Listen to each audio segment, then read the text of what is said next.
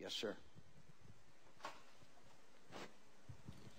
When I came to work at General Motors, gas was 19 or 20 cents a gallon, and cars probably didn't get more than 15 miles to a gallon.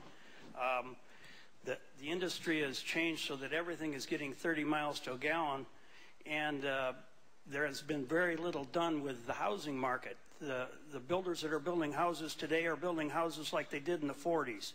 And everybody that lives here probably spends as much on their house payment and their gas payment as they do for driving a car, and they don't do hardly anything to encourage people on their own houses.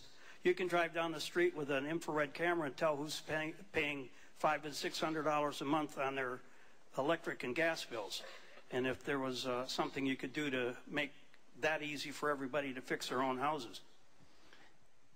I believe that one of the things the federal government could lead in is impose standards in federal buildings, those that we lease and we build and that we own, that would make them more energy efficient.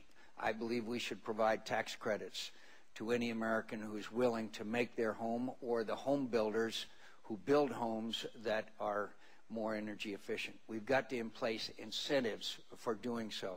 And it goes back to, obviously, as you know, our greater dependence on foreign oil and lessening that dependence.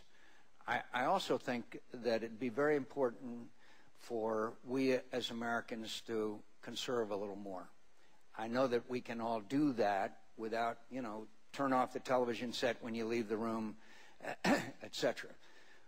But I also think that one of the challenges Americans have today, if I could just mention this aspect of it, is not only paying and making their homes feel efficient, energy efficient, but staying in their homes.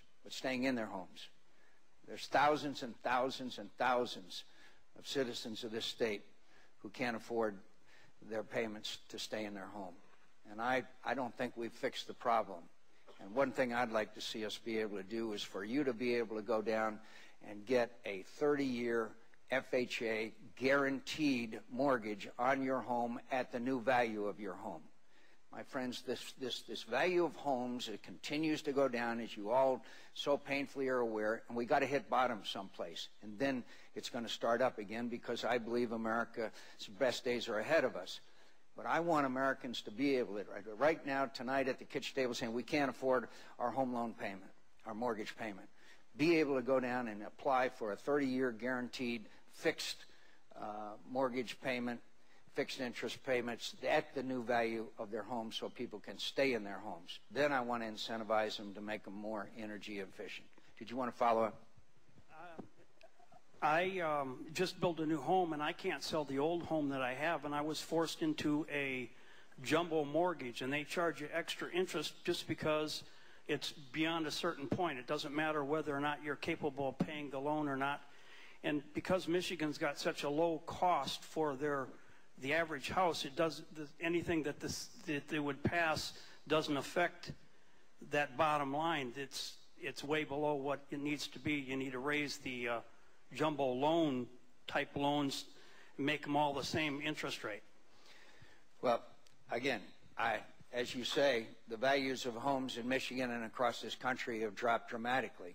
And so you ought to be able to be making payments at the new value of your home and get a guaranteed mortgage to do so. But second of all, I would point out that if we don't keep people in their homes, then that is the essence of the American dream. And I think that the first thing we've got to do is make sure that you can afford your home loan mortgage payment. But second of all, we got to fix this problem. I wonder how big the document was that you signed when, there you go. I mean, why should it be 50 or 60 pages? Why shouldn't there be in big print at the bottom of that page say, I understand this document?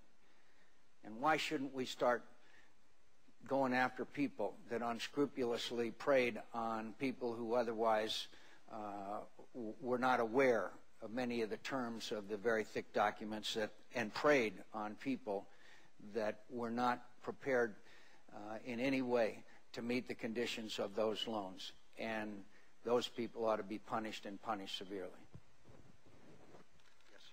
Yes, sir.